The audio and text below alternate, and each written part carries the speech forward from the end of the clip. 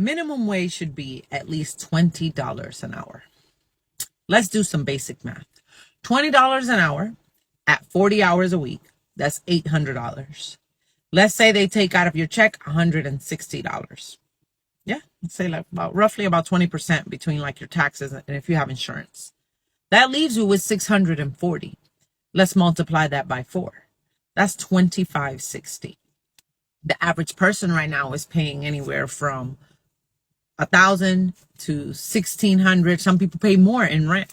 You still have to pay your light bill. If you have cable, you got to pay your cable bill. If you have insurance on your car, cell phone bill, and then if you have any debt.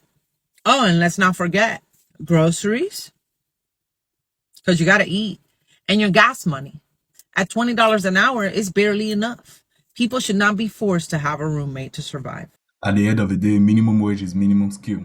So they will raise everything if they make it to $20 per hour. Like, I'm just saying.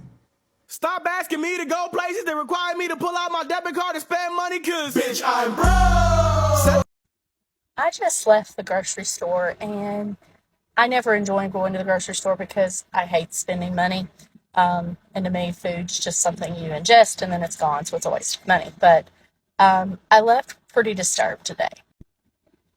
My husband and I were the only two at home. Granted, my kids and their husbands come over for lunch on Sundays, but our grocery bill should not be astronomical because it's just the two of us. Guys, I do not even want to tell you how much my groceries were today. So I'm sitting here in my car, literally flabbergasted. How are families surviving right now? Families on a fixed income, single moms, single parents, grandparents raising their grandchildren. How are they surviving with inflation the way that it is? I'm seriously worried, and it's a serious question. How are families surviving? How do some of y'all have $27,000 in credit card debt?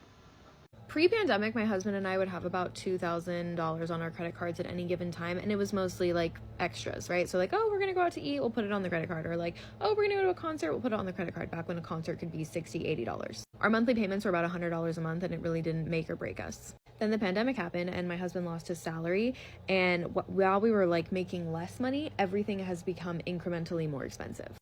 I had a baby and wasn't able to go back to work for a year, so I was putting basically all of our groceries, all of our gas, all of our necessities onto credit cards because you can't pay rent with a credit card. So we would have to use his paychecks for rent and anything else that couldn't be put on a credit card, and then we'd put everything else on the credit cards. I grew up very comfortably middle class, so I do tend to think that like spending money on things like a dance class or like experiences is normal, but I've like completely walked that back since everything's become so expensive. Like truly, we have not done anything outside of just pay for our needs. But we are $30,000 worth in debt from the credit cards. They've turned into loans, and they're about $1,200 a month that we're paying off.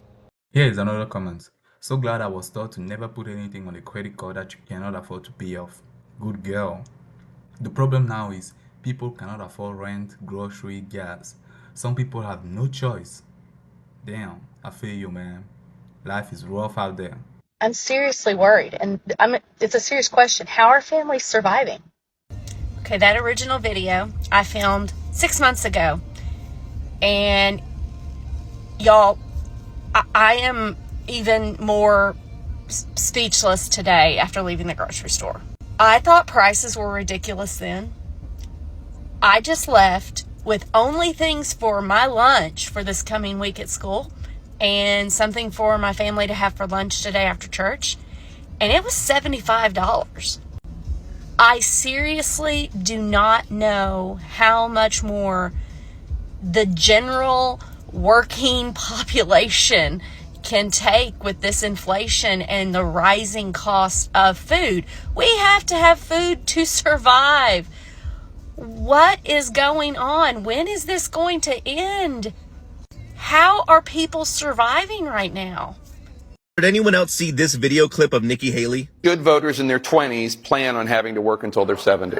They should plan on their retirement age being increased, yes. The absolute set of cojones this bitch has to say this shit on national TV to a struggling nation is insane. Like, never mind the fact that a majority of us are out here struggling, right? Working 40 or more hours a week, living paycheck to paycheck, barely able to make ends meet and keep our heads above water. We can't even afford basic necessities like healthcare, a roof over our heads, or food. Never mind any of that, right? But now she's talking about raising the retirement age from 65 to 70 years old. And don't forget, the average life expectancy in the United States is 77 years old, which means if something like this actually went through and was approved, you'd be out here bending over and taking life's big one until you hit 70, and then you get to enjoy life for maybe 7 years before you croak out. And that's best case scenario, okay? That's not even considering the possibility of you maybe getting something like cancer or Alzheimer's or any other debilitating disease that we're out here getting from things like our food and the environment around us. It's honestly a pretty evil genius move by our overlords, though, if you really think about it, because they don't ever have to worry about running out of money to pay us our retirement, because if they bump up the retirement age and bet on some disease or something like poverty to take us out, they're in the clear. Like, did people forget how in France, when they tried raising the retirement age from 62 to 64, the French people were trying to burn their fucking country to the ground?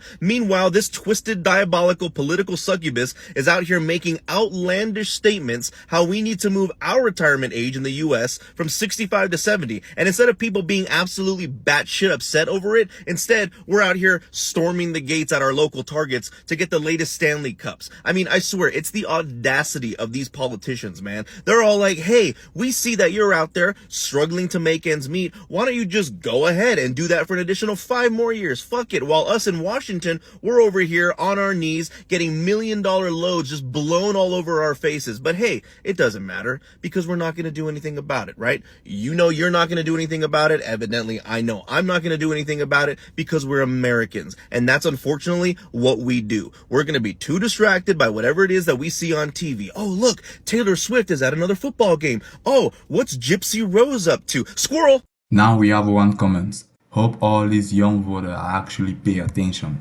Trust me, we all. Here is another comment. My mom is 65 and a horrible joint pain from all the work. I hate seeing her still working, man.